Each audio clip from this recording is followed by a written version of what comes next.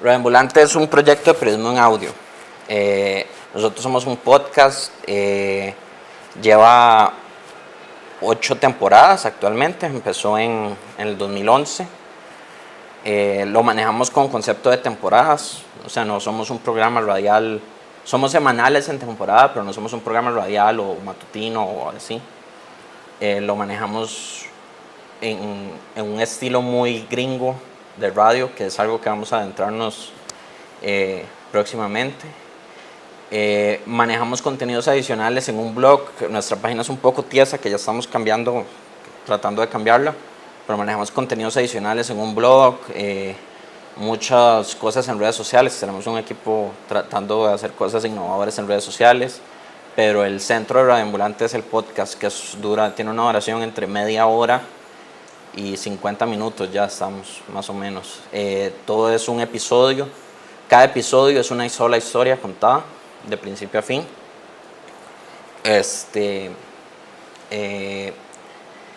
Y bueno, si no tenemos el formato de varias historias o 3 historias como tiene This American Life o algo así, sino vimos que nos quedó más fácil y nos era más atractivo encontrar unos personajes, una historia y contarla a largo aliento, de guiones de 30, 40 páginas. El propósito del proyecto es llevar la estética de la buena crónica de la prensa escrita a la radio. Nosotros, como en Latinoamérica, tenemos una gran tradición de crónica escrita. Caparrós, Leila Guerreiro, Tomás Eloy Martínez, ustedes ya saben. Pero en radio no tenemos como esa lógica del periodismo de largo aliento, ¿no? De esas largas investigaciones, de esas cuestiones narrativas, cosa que sí existe en Estados Unidos. En Estados Unidos desde 1993, 94 que existe This American Life. No sé quién ha escuchado sobre This American Life. This American Life ese es el papá, y nosotros muy honestamente decimos, nosotros el proyecto quería hacer This American Life en español. Nosotros no queríamos hacer algo nuevo ni nada, ni innovador, sino hacer This American Life en español.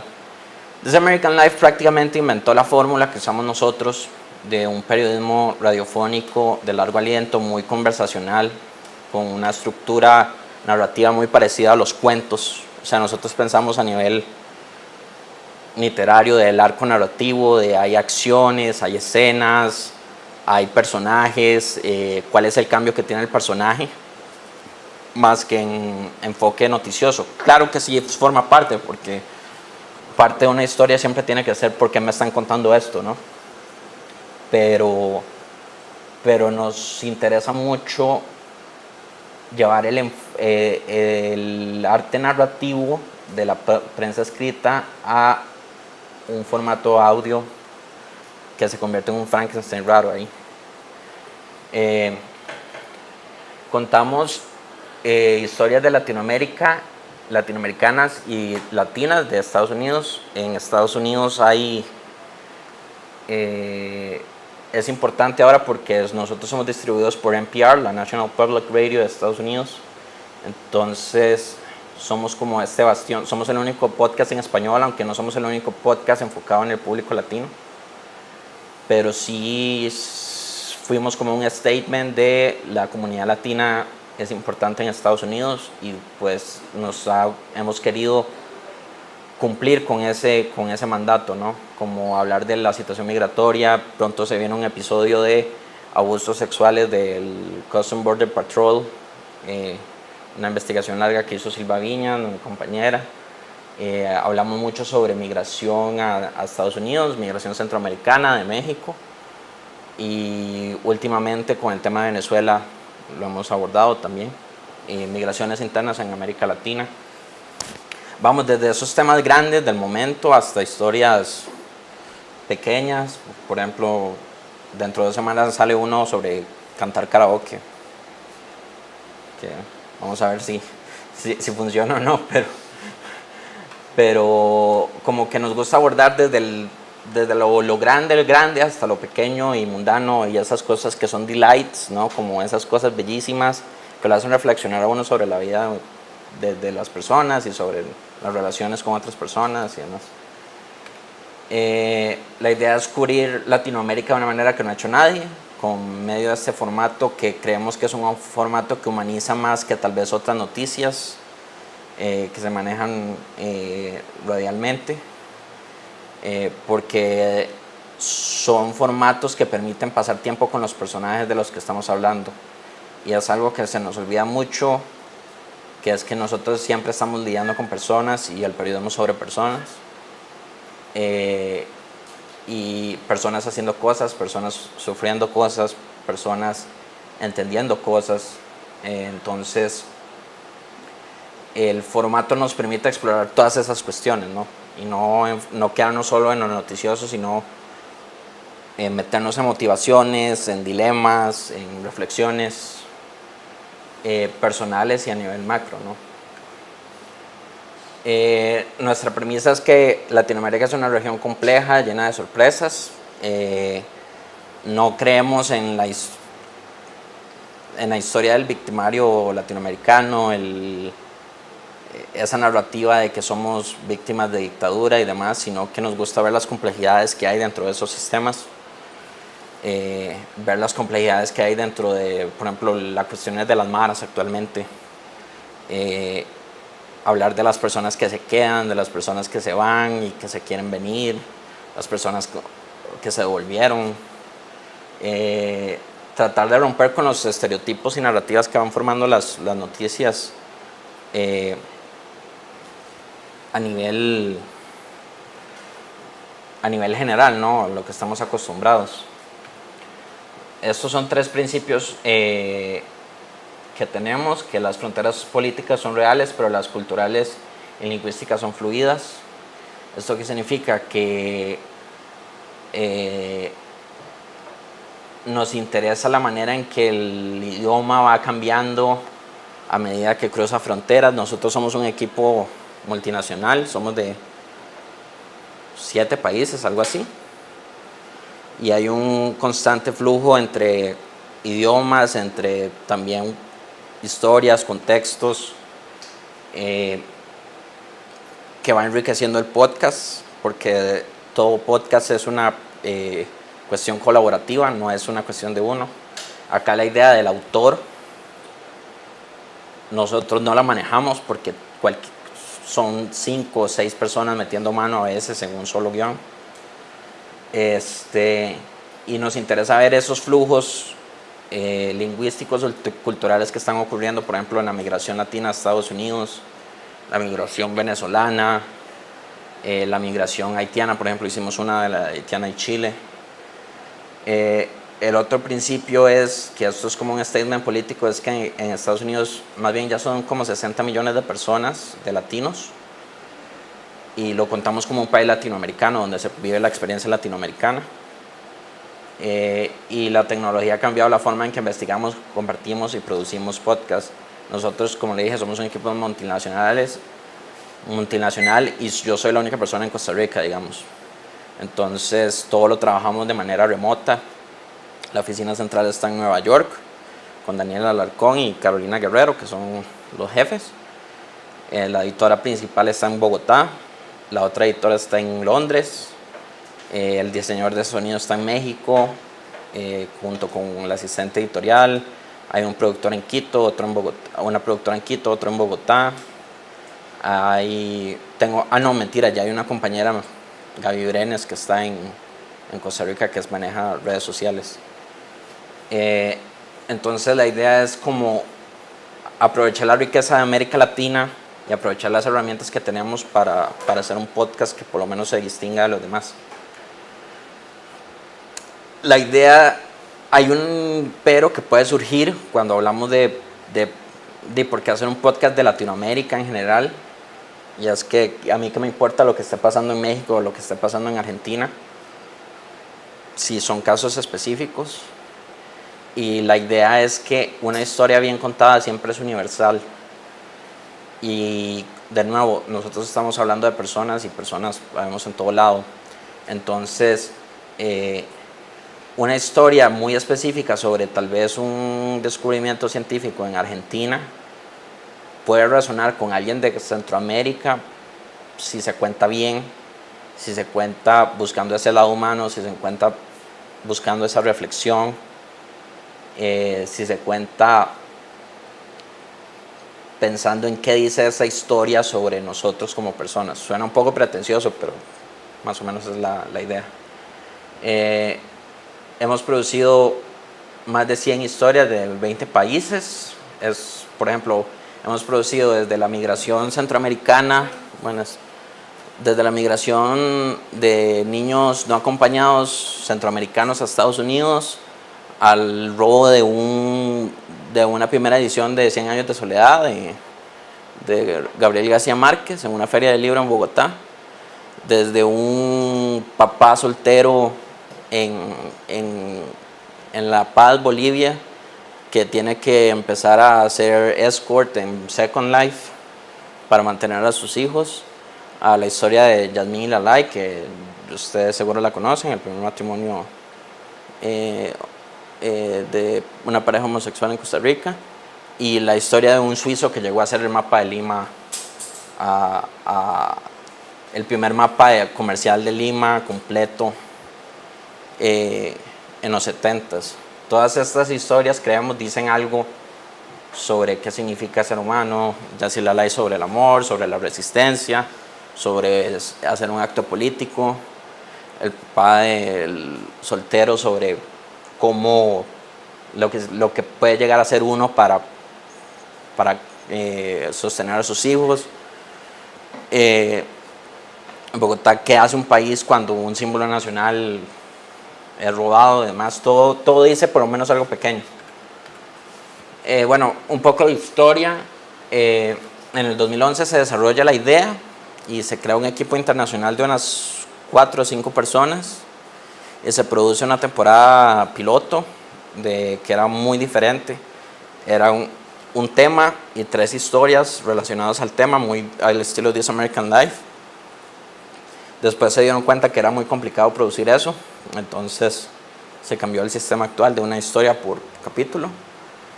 En el 2012 se lanza una campaña de Kickstarter y se recaudan $46,000. Eso ya es magia de Carolina Guerrero, la CEO. Yo soy malísimo con la plata, entonces no sé cómo diablos hizo, pero lo logró. Y esto demuestra que, digamos, Daniel y Carolina vendieron galletitas para financiar la primera temporada. O sea, fue de la nada. No sabía nada de radio. Daniel Alarcón, el productor ejecutivo, es novelista. Él había ido, la BBC lo mandó a hacer novelista y periodista, ¿verdad? Y la BBC lo mandó a hacer un documental sobre algo en Perú. Y él quedó fascinado con el quechua grabado. Pero lo que hizo la BBC fue ponerle traducción encima.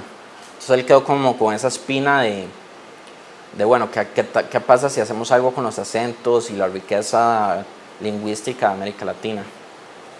Y ahí fue cuando nació el proyecto. Daniel es esposo de Carolina y pues Carolina es emprendedora y pues ella lo que hizo fue darle esa parte de negocios que no tenía Daniel. Fueron más de 600 contribuyentes de más de 20 países y ahí se lanza la temporada piloto, se termina. Se mantiene durante 4 años como un podcast independiente publicado en SoundCloud. Se llega, cuando yo entré, fue para cuando ya nos firmamos el contrato con NPR y ahí ya pasamos a las plataformas, a la plataforma de ellos. Es un contrato de distribución, significa que ellos no tienen ninguna peso editorial sobre lo que producimos o no, sino que nosotros le entregamos un podcast listo y ellos nos entregan algo de plata. Ajá. Y aunque no tengan peso editorial, digamos, si no están de acuerdo con algo, pueden dejar, o sea, pueden alejarse del contrato. Sí, lo que más hemos tenido problemas es en cuestiones de malas palabras, que a nosotros nos gusta mucho usarlas y a ellos no. Entonces siempre nos piden como que pongamos advertencias, que una advertencia de que esto tiene temas sensibles y demás. Pero más allá de eso nunca hemos tenido problemas, digamos. Ningún problema editorial grande, no. Nunca, ellos se mantienen muy aparte. Crece el equipo, en este momento somos como 14 personas, medio tiempo, tiempo completo. En el 2018, la temporada pasada fue de 30 episodios, que casi nos mata, pero fue la temporada más grande. Y el año termina con 5 millones de oyentes totales, digamos. Que es un número pequeño para podcast en Estados Unidos, pero es grande acá en Latinoamérica. Y pues ha sido de los podcasts de mayor crecimiento en NPR. Entonces sí hemos multiplicado mucho la audiencia, como para que piensen que no... En Estados Unidos hay un mercado muy grande y un mercado que yo diría que es saturado, más bien en este punto de podcast, de esos podcasts de conversación, de que son dos personas hablando. Y allá la plata que se mueve es muchísima. De hecho, ahora se estaba hablando de que Gimlet, la empresa más grande de podcasts comerciales, iba a ser comprada por Spotify. Gimlet es una empresa de $200 millones ya. Ya sería una compra importante, digamos, a nivel de podcast, del mundo de podcast. Pero acá, digamos, el contexto es muy diferente. El contexto es un contexto de gente haciendo el podcast por la noche. En Colombia hay mucho proyecto del Espectador, de 070, de medios haciendo podcast. Hay un podcast que está creciendo mucho en Chile que se llama Las Raras. Y otro en México que se llama Así Como Suena, que son proyectos ya más formales, con un nivel de producción más alto. Que pues sí estamos mostrando que hay algún mercado, digamos, que se está forjando mercado. Nuestra meta en este momento es que el latinoamericano escuche podcast, porque no hay una cultura de podcast. Vean que tantos de ustedes me dijeron escucho podcast regularmente. Es una cultura que ya existe en Estados Unidos y pues poner un podcast en ese mercado es relativamente fácil. Acá tenemos que crear la cultura a medida que vamos produciendo el podcast y vamos produciendo recursos. Entonces es algo complejo porque, o sea, tenemos que ir labrando la tierra a medida que vamos sembrando. Entonces, ese apoyo desde Estados Unidos ha sido importantísimo para nosotros. Gran parte del financiamiento de nuestros salarios y de las historias viene de grants de Estados Unidos, de la Ford Foundation, de MacArthur. O sea, nuestra gran parte de la financiación todavía es filantrópica. Si hay anuncios, que es una pequeña parte, hay donaciones, que es una parte considerable, hay ventas de productos, hay asesorías y demás, pero todavía hay una gran parte que es filantropía, que eso nos permite por lo menos crear la cultura acá, mientras se logra financiar algo. Entonces, en este momento yo creo que es el mejor contexto que ha existido hasta el momento para hacer podcast en América Latina. Hay herramientas para que haya uno bueno, bien producido, que se pueda salir regularmente, que se pueda hacer desde la casa. Pues yo mismo grabo desde la casa, no alquilo estudio. Y pues la cultura medio está ahí. Cuando ya usted dice podcast, la gente no está tan perdida. Ajá. Pero con esto de grabar desde la casa no les exigen como un nivel de calidad estándar o algo así. Sí, nosotros todo lo grabamos. Lo que pasa es que hay truquitos, dependiendo del micrófono que usted use. Si utiliza un condensador unidireccional para locución en sí, el sonido del vecino no se le va a meter. Si graba haciéndose una pequeña cuevita con cobijas y demás, puede salir algo decente, digamos, puede salir algo a nivel estudio. Y siempre con buen equipo, digamos, nosotros grabamos con micrófonos Audio Técnica y con grabadores Zoom. O sea, jamás grabamos con celulares, grabamos formato WAV 44 kHz y a 16 bits. Entonces sí tenemos como ese estándar y pues siempre valoramos el audio, digamos. Es importante que cada historia que llega siempre se valora el audio a ver si la calidad es subpar o es lo suficientemente buena. Como les había dicho, el proceso editorial es un proceso de colaboración. Esta es una foto del equipo. Faltan unos integrantes ahí nuevos.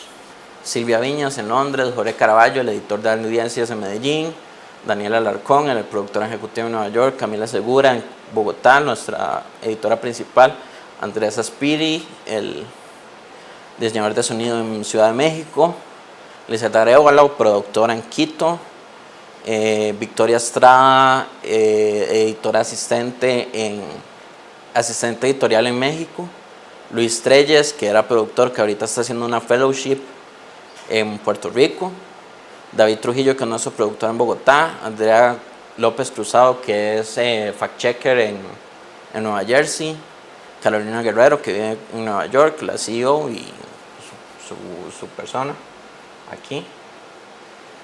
Trabajamos con diferentes herramientas, Zoom, que es un Skype, Dropbox, ahí tenemos todas las sesiones de audio. Lo que hacemos es sincronizar las sesiones en la computadora de cada uno y trabajamos así. La única regla es que 2 personas no pueden estar metidas en la misma sesión al mismo tiempo.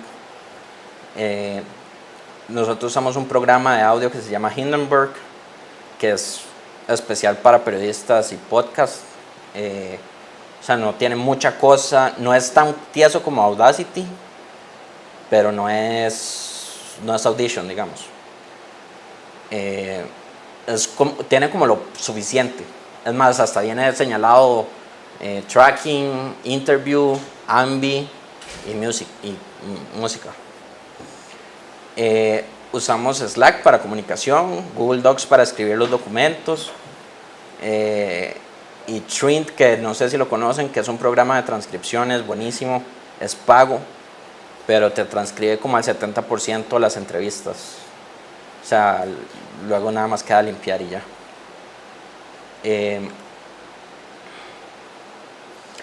Todo empieza con el proceso, más o menos es así. Todo empieza con una propuesta, luego una conversación, nos llega un pitch. Si el pitch nos interesa, conversamos con el productor, se asigna un editor, ya sea Camila, yo o Silvia. El editor asesora al productor con las entrevistas, le dice hagamos un cuestionario, revisamos el cuestionario, cuál es el enfoque de la entrevista, cuál es el arco narrativo de la entrevista. Nosotros no salimos a la calle a entrevistar sin saber qué es la historia que queremos contar. O sea, no salimos nosotros le llamamos fishing expeditions, como a ver qué pescamos.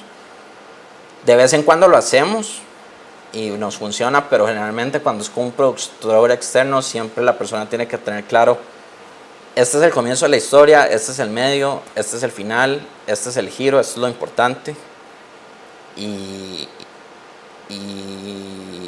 esto es como lo quiero contar. Se graban las entrevistas, se transcribe todo, son entrevistas de mínimo 2 horas, hora y media. Yo he tenido entrevistas de 3 horas. Ahora estoy haciendo una historia que son 14 horas de audio. Entonces sí recogemos mucho material, todo se transcribe para tenerlo, para que lo pueda accesar al productor y al editor. Nosotros como editores nos metemos a las transcripciones, vemos todo, vemos lo que hay, lo que no hay, qué hace falta, si hay que recoger más tape.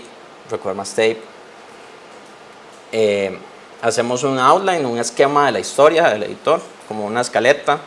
Este es el comienzo, este es el medio, tenemos que explicar esto y esto y esto, el clímax de la historia es este y esta es la conclusión.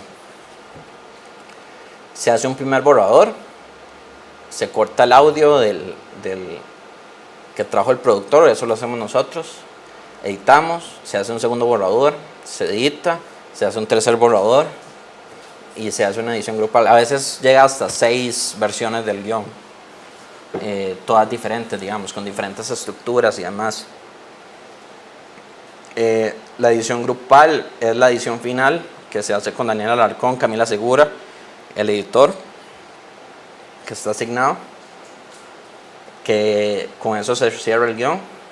Se hace un fact-checking importante de alguien que no ha visto la historia, que no sabe absolutamente nada y que nos puede cuestionar absolutamente a todo, porque uno después de meses ya no sabe qué es cierto, qué es verdad, qué es mentira, qué se está inventando uno, qué es percepción de uno. Se hacen los últimos cambios, el tracking es grabarse, digamos, locutar, se graba la locución, se hace una primera mezcla, y se hace un diseño de sonido dependiendo de la pieza, si lleva ambiente, si lleva música, si lleva efectos de sonido, que a veces usamos. Se hace feedback de la mezcla, se publica.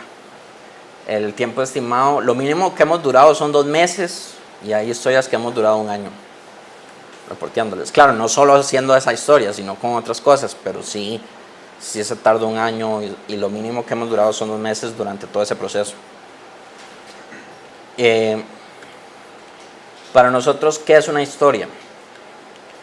Son historias verdaderas, o sea, estamos haciendo periodismo, siempre todo tiene que ser verdad, narradas usando voces de los protagonistas o los testigos.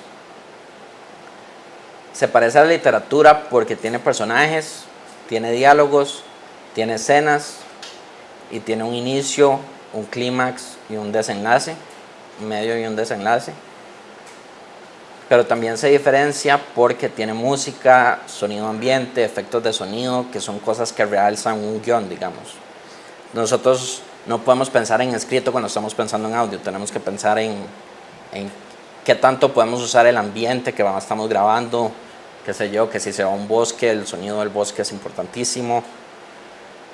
Si estamos recreando una escena, por ejemplo, a nosotros nos pasa que hemos recreado escenas de las Malvinas o la escena de una invasión a Irak, que no tenemos el audio, pero estamos pensando en diseño de sonido de, ok, las pisadas en el barro, los disparos, todo eso para enriquecer las cuestiones, sin tergiversar la historia, ¿verdad? O sea, siempre es un agregado un poquito más y no el centro de la atención, porque no estamos haciendo ficción, estamos haciendo periodismo después de todo. Una historia es compleja, o sea, no puede ser, tiene que tener complejidad en los personajes tienen que tener dilemas, tienen que tener retos, tampoco es en tu cara, digamos, en el sentido de que tampoco, o sea, no son cosas, no es violencia gratuita, no es pobreza gratuita, no es nada gratuito, sino que tiene que tratarse con sutileza, con matices. Y siempre es conmovedora, o sea, nosotros queremos crear empatía con los personajes principales, con las voces que estamos usando para el podcast, entonces siempre tiene que haber un tipo de conexión con la persona con el personaje principal. Si no hay esa conexión, la persona se le va a ir. Es como una película, si a uno le cae mal el personaje principal, ya perdió, digamos. Y muy importante, una historia siempre es sorprendente, única y entretenida.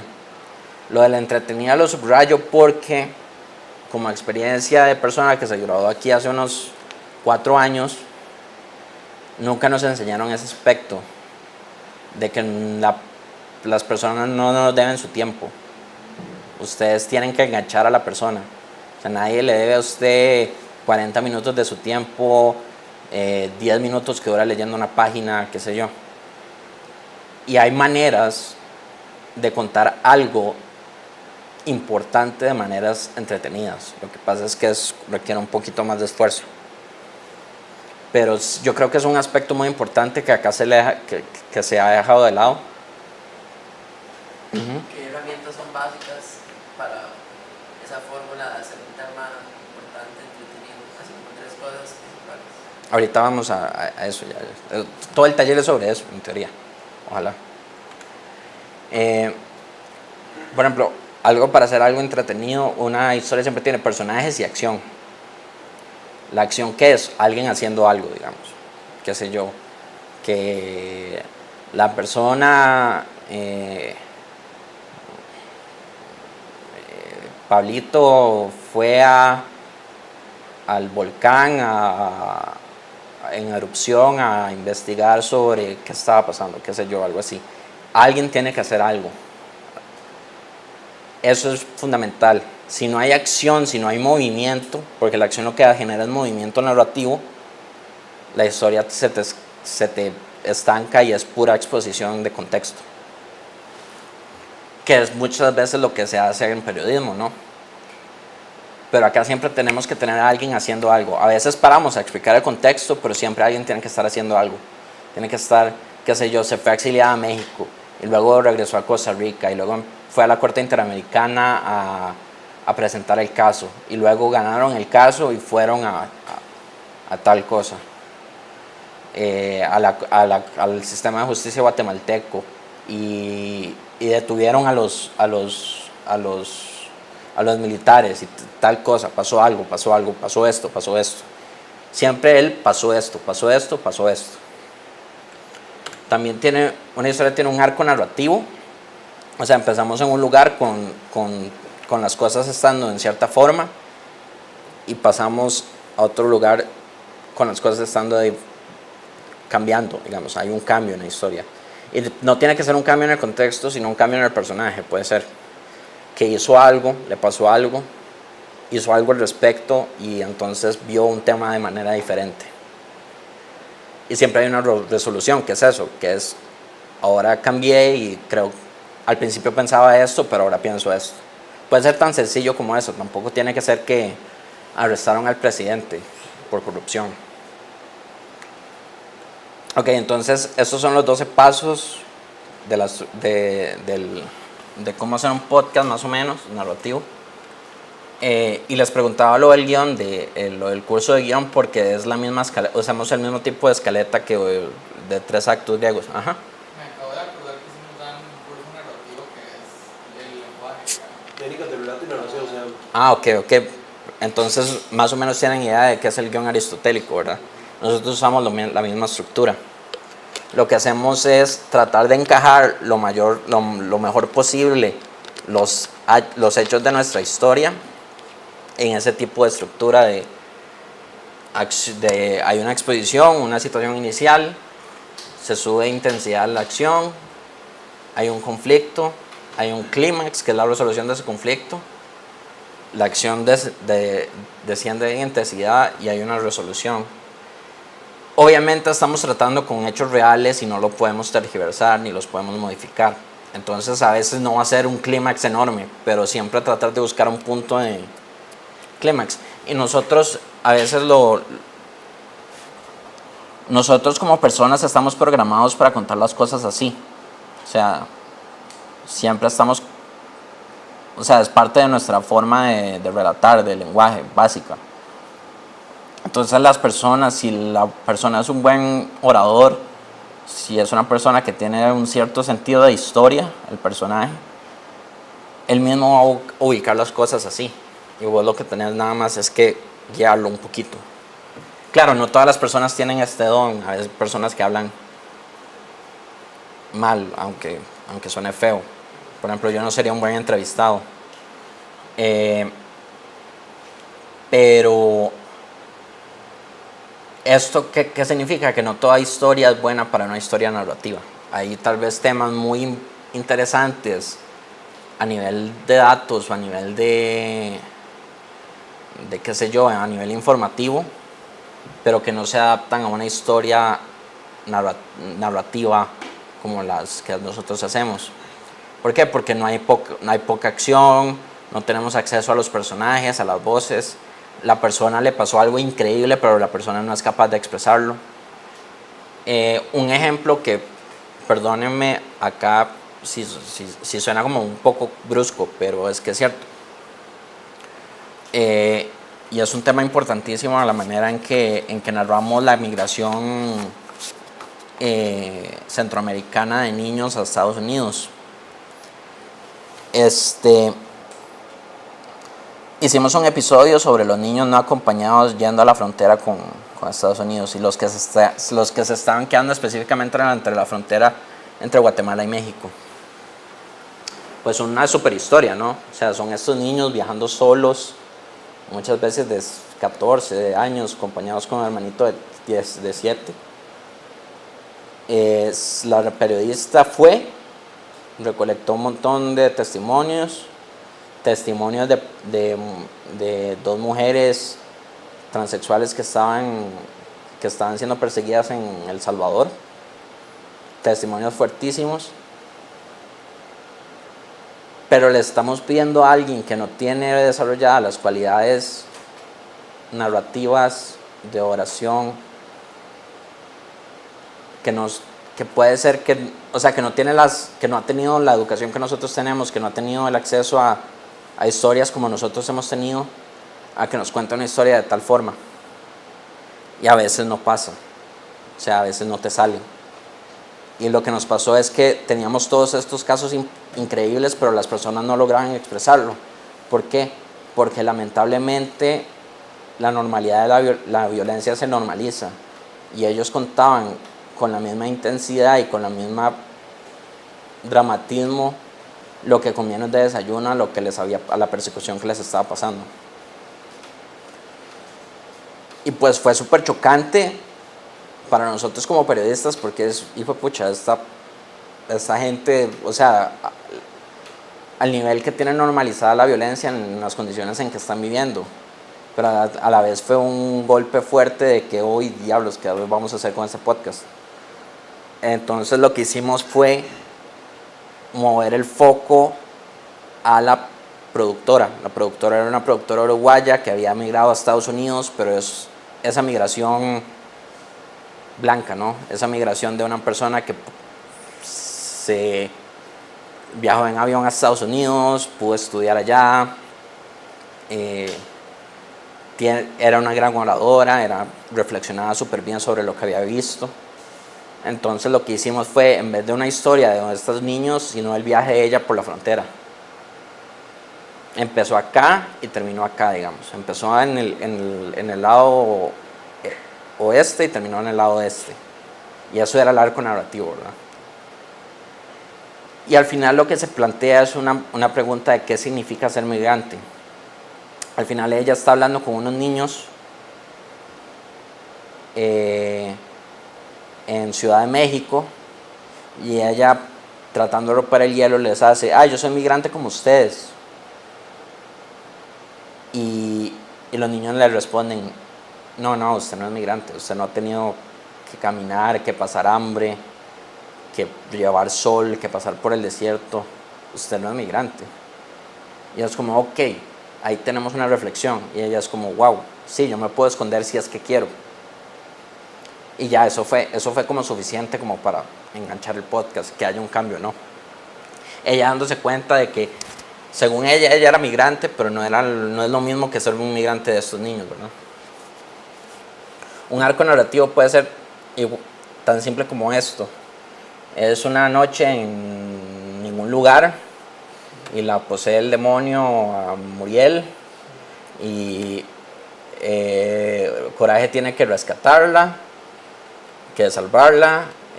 Coraje lucha con Muriel y al final despedazan toda la casa, pero están juntos. Eso sonará tonto, pero eso es un arco narrativo en sí. Hay un inicio, hay un cambio, hay un conflicto, se resuelve y listo. Ahora lo que quiero es que escuchemos un episodio muy cortito de un live show que hicimos, que son como 5 minutos, creo, y que traten de identificar el inicio, el clímax, el conflicto, la resolución, todas estas cositas que hemos estado hablando. A Londres llegué en octubre de 1996, sin hablar una sola palabra de inglés, con una carta que decía que estaba matriculado en el Hampstead School of English. Me acuerdo que me pusieron muy orgullosamente ni siquiera se llamaba beginner, sino elementary. Y en la primera clase aprendimos los colores. Blue, red, green. My name is Hernando. Pero así era, yo tenía 24 años. Ya pasé de elementary, pasé a beginners, pasé a intermediate, y en intermediate había un profesor que se llamaba William y me gustaba mucho sus clases porque el tipo lo que hacía es que escogía un tema y decía, bueno, hoy el tema hoy es tal y sobre esta cosa vamos a aprender vocabulario. Hoy vamos a hablar del miedo, esos momentos en que todos nos hemos vivido y que nos hemos estado realmente con mucho susto, mucho miedo. Entonces quiero que por favor todos cierren los ojos y piensen en los momentos más asustadores de su vida. Y yo realmente me tomaba la clase muy en serio, a mí esos ejercicios siempre me han gustado. Yo tuve una infancia bastante cómoda en Colombia, pero me sorprendió mucho que al cerrar los ojos me empezaron a llegar una cantidad de imágenes aterradoras de mi vida. La primera que tengo de memoria, yo estaba muy chiquito, tendría 5 o 6 años y a unas 10 cuadras de la casa, hasta en el norte de Bogotá, hubo unos atracadores que entraron a casa, llegó la policía y hubo un intercambio de disparos. Me acuerdo que mis hermanos eran mayores, todos en bicicleta, salieron corriendo a mirar qué había pasado. Ya llegamos en el momento en que había un cordón policial, pero con el típico desorden, yo no sé cómo yo terminé metido dentro de la casa. Y alcancé a ver manchas de sangre y un cuerpo de alguien que le habían disparado y que se había muerto. En el parque de mi casa, donde jugaba, con un parque de clase acomodada, digamos, que donde no pasaba nada, había un senador que vivía por ahí y entonces estaba vigilado por unos PMs, como decimos en Colombia, policía militar. Nosotros jugábamos fútbol y de golpe alguien en un carro le empezó a disparar a los PMs y él le empezó a disparar y nosotros terminamos botados en el piso como si fuera una película mientras disparaba. Me acordé también de una situación muy complicada haciendo reportería una vez que alguien me terminó poniendo un revólver en la cabeza y entonces yo estaba con todas esas imágenes en la cabeza y decía, uy, ¿cuál de estas voy a contar? ¿Cuál es la mejor para contar? Porque pues obviamente uno siempre quiere contar un buen cuento. Y en esas pasaron los 5 minutos y entonces William dijo, ok, vamos a ir entonces a contarnos. Entonces le preguntó al suizo, me acuerdo muy bien que empezó a hablar el suizo y dijo, no, yo me acuerdo una vez que llegué a la casa, abrí la puerta de la casa y mi mamá estaba detrás de la puerta y me hizo ¡bum!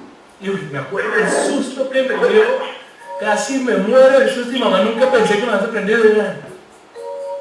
Creo que era un sueco, una vez que se perdió en un centro comercial y que entonces un guardia lo tuvo y que fueron 20 minutos o media hora en que la mamá no aparecía y él lloraba. Y las historias eran todas como de ese estilo, hasta que William me dice, ok Hernando, what about you? Y ante el nivel sangriento de mis historias, decidí decirle, no, yo en realidad no me puedo acordar de ningún momento así como miedoso. Entonces, ay no, qué macho, me decía, latino, macho, ¿no? Con su forma toda. Quedé como un pendejo, pero realmente no me daba la idea para contar ninguna de esas historias aterradoras que me tocó vivir porque crecí en Colombia.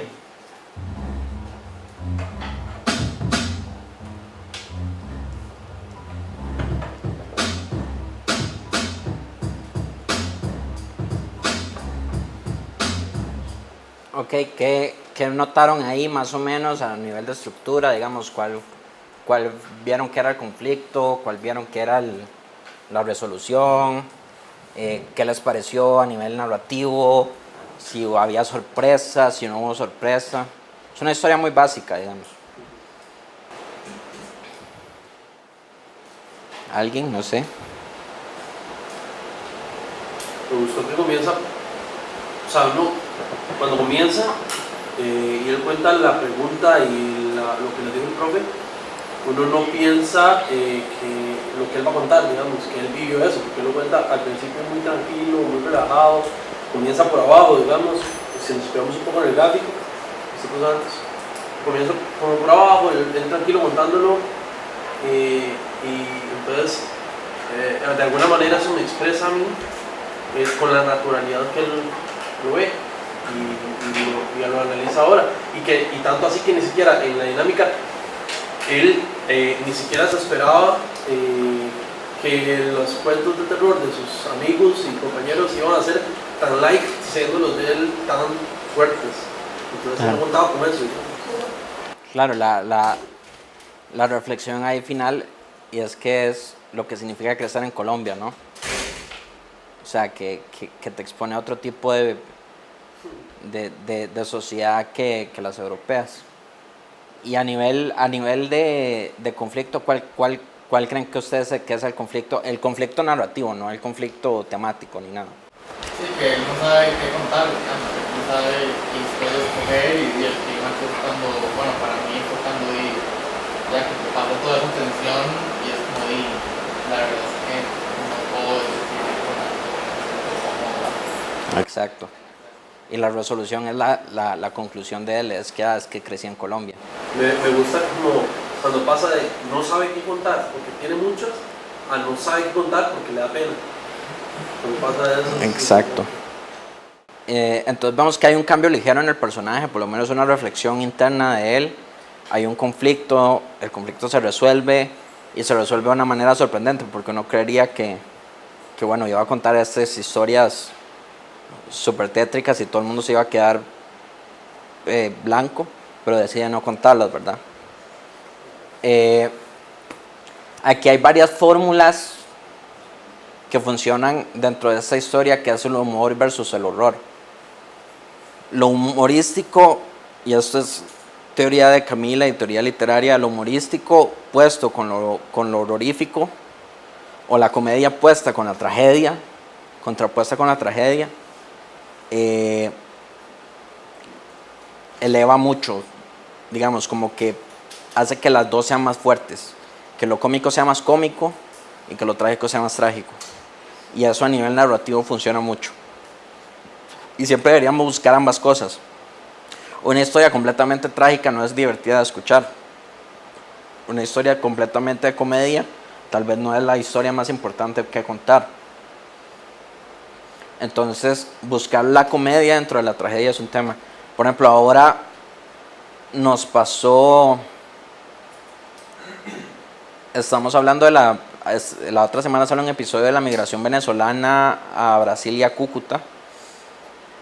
Y era en Brasil, el personaje es una señora que está viviendo en la calle con sus hijos. Y lo que nos fascinó de ella como personaje es que cuando primero se aproxima la reportera, ella empieza como a peinarse. Y ay no, vea cómo me va a ver. Y en un toque está hablando de qué hacen cuando llueve, que se tienen que meter debajo de un techito. Y en vez de decir, ay, es que cuando llueve nos tenemos que meter debajo del techo y esperar, ella lo dice así: no, cuando llueve, viste, tenemos que irnos chiqui, como hormiguitas bajo el techo. Es como, hijo de pucha, eso se me queda pegado a mí. Y es como medio chistoso. Y entonces le da con la complejidad porque es esta persona en esta situación la peor que puede estar para uno. Y aún así le encuentra como humor a las cosas, ¿no? Y eso le da complejidad, eso le da profundidad al personaje. Vamos a escuchar otro clip. Y quiero que aquí analicemos lo que, digamos, esto como primer acto, como acto de exposición y que refleja el conflicto. Quiero que me digan al final cuál es el conflicto y qué es lo que se va a resolver en la historia, digamos.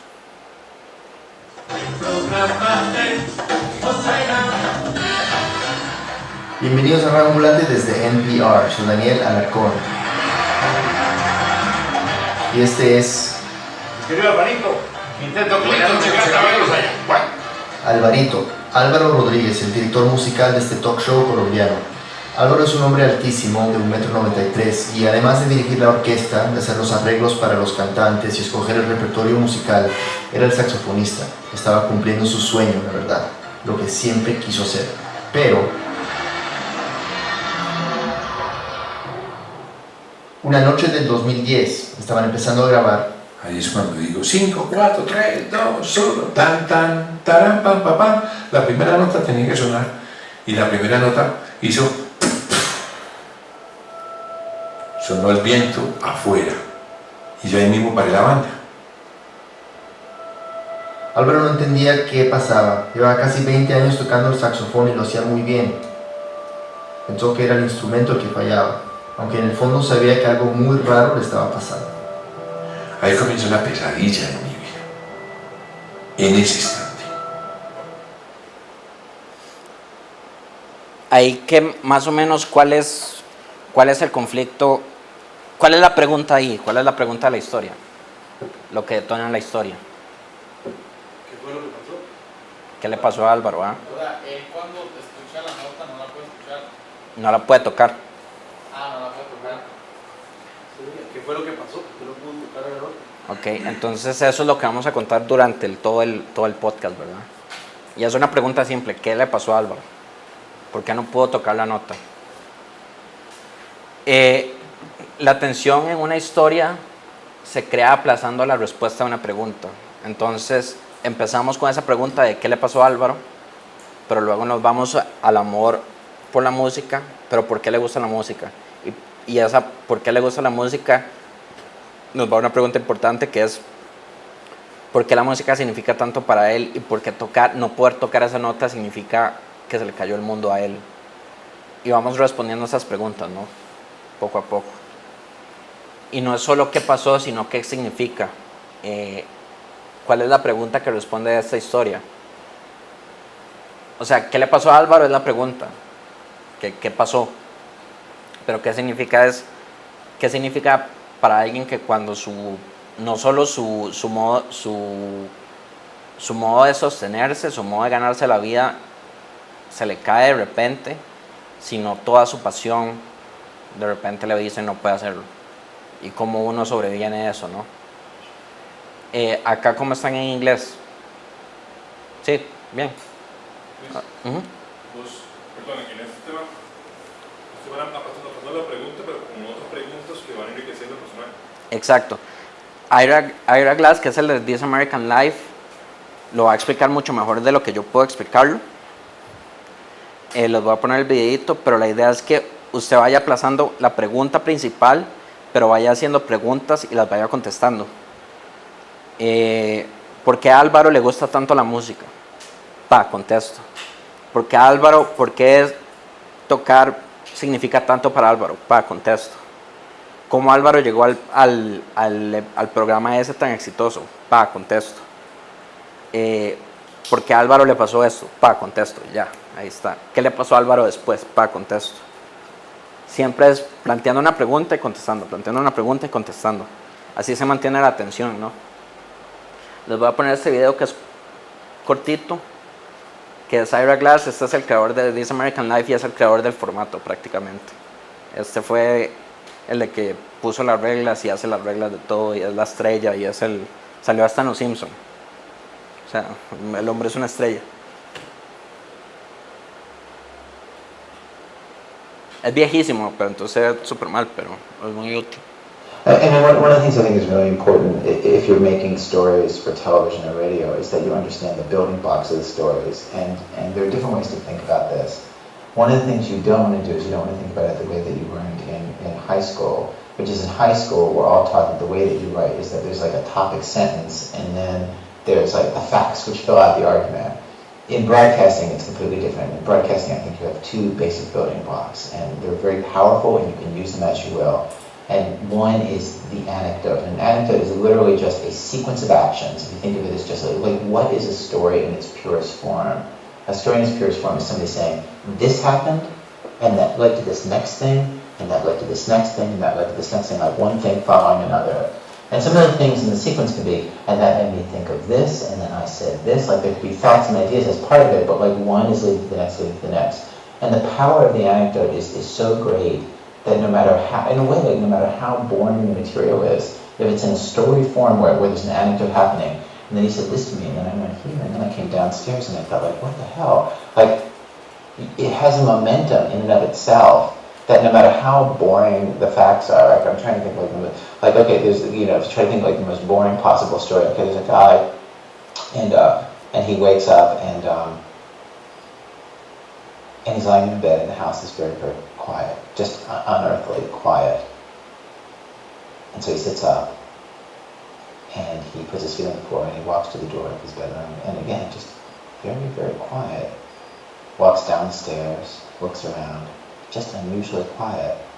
That, like, this is like, what I'm telling you is the most boring possible fact pattern, and yet there's suspense in it. It feels like something's going to happen. And the reason why is because literally it's a sequence of events. Like, this guy's doing this thing, he's moving from space to space. You can feel through its form that when you have one thing leading to the next, leading to the next, you can feel inherently that you're on a train that has a destination and that it's going to find something. And so one of the most powerful things you have to figure out is, like, do you just start with the action, or should you just start with the action? And generally, you want to start with the action, or you often do. So that's one of your building blocks. The other thing that little anecdote has is that it's raising a question from the beginning, and that's the other thing you want, is you want bait. You want to constantly be raising questions. So in that little story, the bait is that the house is very quiet, and so the question hanging in the air is why? And it's implied that any question you raise, you're going to answer. And so again, that's another thing you want to manipulate. You want to be constantly raising questions and answering them. It's from the beginning of the story. And then the whole shape of the story is that you're throwing out questions to keep people watching or listening, and then answering them along the way. Okay, so you have the building block, which is like the actual sequence of actions, the anecdote part of it. That this thing happened, and then this thing, and then this thing. That's one building block. Then the other big building block, your other tool, is that you have a moment of reflection. And by that I mean, at some point, somebody's got to say, here's why the hell you're listening to this story. Like, here's the point of the story. Here's the bigger something that we're driving at. Here's why I'm wasting your time with all this. And one of the things that's very, very unfortunate for people who are launching into the kinds of jobs that all the people who are making video pods are launching into, one of the things that's so very sad, and it's like the bane of my existence, and it's the bane of anybody's existence who does this kind of work, is that often, you have the two parts of the structure. You've got the anecdote and you've got the moment of reflection. And often you'll have an anecdote which just kills. It's just so interesting. Like, this thing happens and it leads to the next and leads to the next, and it's so surprising, and so many things happen. You meet these great characters and it means absolutely nothing. Like, it's just completely predictable. It doesn't tell you anything new. And so that's one huge problem. And then the other huge problem is you've got a kind of boring set of facts, or boring story, right? That actually, like, somebody actually has something kind of interesting to say about it. And so actually, I think a lot of us, when we're beginning, we get caught in the problem of, we know we've got something here. We know that there's something here that's kind of compelling, but it just doesn't seem to be coming together. And often, it's your job to be kind of ruthless and to understand that either you don't have a sequence of actions, you don't have the story part that works, or you don't have a moment of reflection that works. And you're going to need both. And in a good story, you're going to flip back and forth between the two. Like, there'll be a little bit of action, and someone will say something about it, and there'll be a little more action, and someone will say something. And that's really like a lot of the trick of the whole thing. Is to have the perseverance that you've got an interesting anecdote, that you also can end up with an interesting moment of reflection that will support it, and then the two together, interwoven, in 3 minutes or 6 minutes, or however long your story is, will make something that's larger than the sum of its parts. Y eso es muy importante lo que dice Aira, porque puede tener su momento de acción súper interesante, pero no hay una reflexión interesante al final. Entonces, ¿cuál es el punto de contar eso? Más allá de, a nivel periodístico, a nivel humano. Y sin la reflexión y sin las acciones a veces nos cuesta admitir que no tenemos acciones, y que pues la pieza no funciona como una pieza narrativa. Funcionará tal vez en otro formato, pero en este no.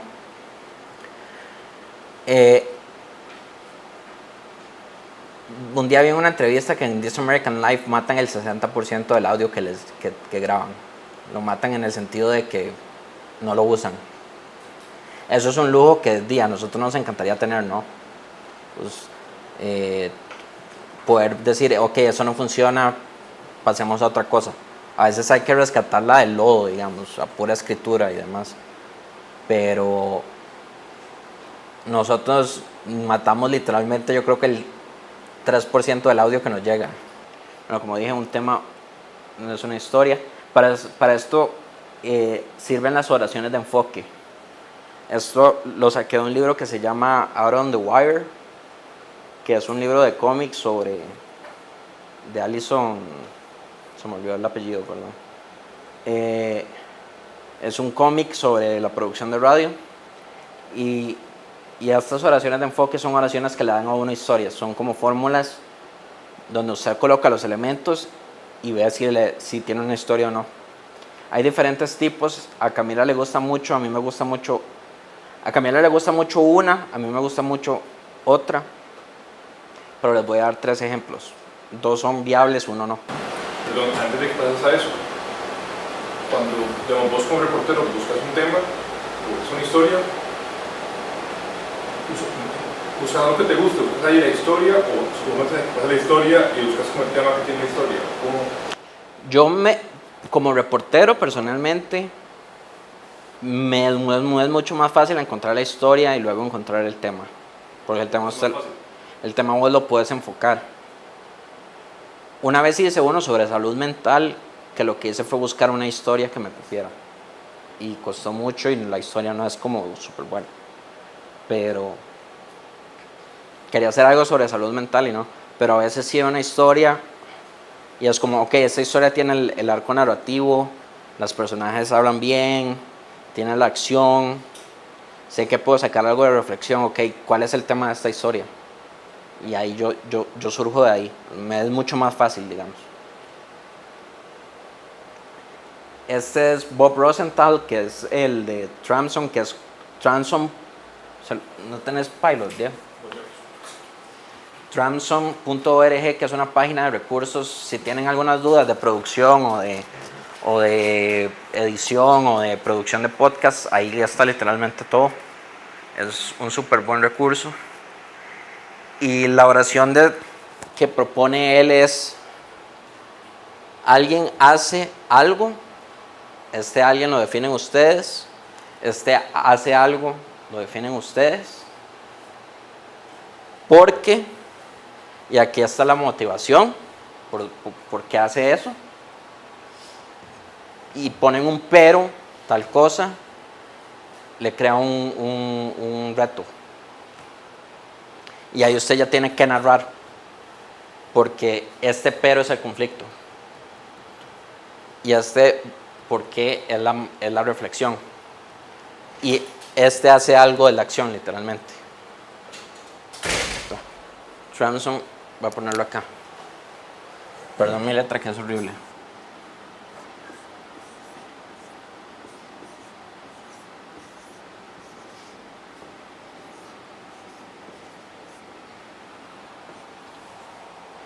Ahí cualquier recurso, cualquier duda que tengan, ahí hay súper buenas cuestiones sobre equipo, sobre edición, sobre qué es una historia, sobre cómo pitchear, sobre estructuras. Esta para mí me parece una oración súper funcional, porque te crea conflicto y te crea motivación de una sola vez. También está esta que me parece un poco más laxa, que es de David Kestenbaum de Planet Money, que también es un poquito más laxo en cuanto a narrativa. Y estoy haciendo una historia sobre salud mental en Costa Rica. Y lo que es interesante acerca de ella es, y si no puede contestar el Y, significa que no tiene historia. Tiene un tema, el X es el tema, el Y es la historia. Que me parece que todavía es muy laxa, digamos. ¿Esas son las oraciones de enfoque? Esas son oraciones de enfoque. Para pitchear y para saber si tenemos una historia o no. Esta es, alguien hace algo porque aquí hay una motivación, o sea, esta es la reflexión, pero, y este es el obstáculo y este es el conflicto. Eso es lo que me detona. Digamos, en una historia presente de ustedes, ¿cómo se puede pensar en ese formato? ¿Cómo es que hemos ya trabajado?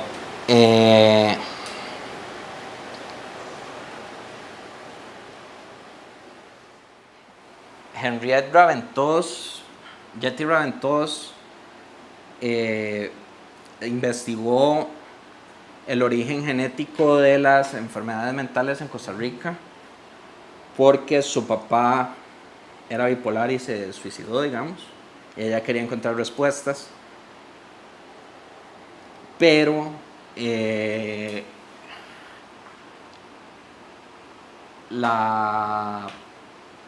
el estudio genético todavía era un campo con poca tecnología, con poca información en su momento. Entonces, entonces la historia es cómo Yeti logra llegar a entender cómo las enfermedades mentales funcionan a nivel genético. Pero aquí hay una acción, entonces es como, ok, no habían las suficientes herramientas, entonces ¿cómo hago? O, por ejemplo, hagámoslo con ese que escuchamos. No me acuerdo cómo se llama.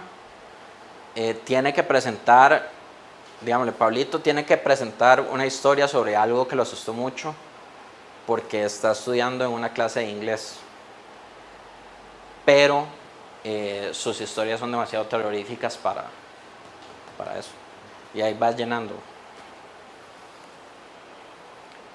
La ideal sería, pasó esto y luego pasó esto y luego pasó esto y nunca creerías qué putas pasó porque tal cosa, y la razón por qué eso es interesante para todo el mundo caminando esta tierra es tal. O sea, esa es la oración perfecta, digamos, pero obviamente no la vamos a tener. Tips para conseguir buen audio. Saber qué voces voy a incluir desde el inicio, antes de salir a reportear. Saber qué escenas quiero grabar. Por ejemplo, si hay alguien que está estudiando la fauna en un parque nacional, ok, quiero grabar a él caminando por el sendero hablándome sobre los pájaros o algo así. O quiero grabar a tal persona en el laboratorio haciendo tal cosa. Entonces que se oigan tal, y quiero grabar el sonido de las copas y de los y demás. Sí. ¿Qué sonidos complementarios quiero grabar? Eso es que necesito grabar para hacer escenas, digamos. Si necesito grabar pájaros, si necesito grabar perros, si necesito grabar... Ajá. Otra pregunta que tenía, como, ¿ustedes hacen todo en Foley o compran cosas o ambas? Tenemos una biblioteca, pero tratamos de usar lo más posible Ambi, sonido grabado por nosotros. ¿Qué audio de archivo puedo usar? Audio de archivo puede ser noticias, puede ser documentales, no, porque eso tiene cuestiones de derechos. Noticias, discursos, grabaciones de entrevistas anteriores. Todo esto ayuda porque ayuda, ahorita hay un apartado específico de audio de archivo, pero esto ayuda a crear textura también al podcast, se oye diferente, entonces es como más rico, como que le da dinamismo. ¿Pero ese archivo es de ustedes o archivo de internet? Archivo de internet. Generalmente usamos la regla de 15 segundos, esto es una obra transformativa, bla, bla, bla. ¿Cuál es el arco de la entrevista? Usted siempre tiene que ir sabiendo cuál es el arco narrativo de la entrevista y de la historia.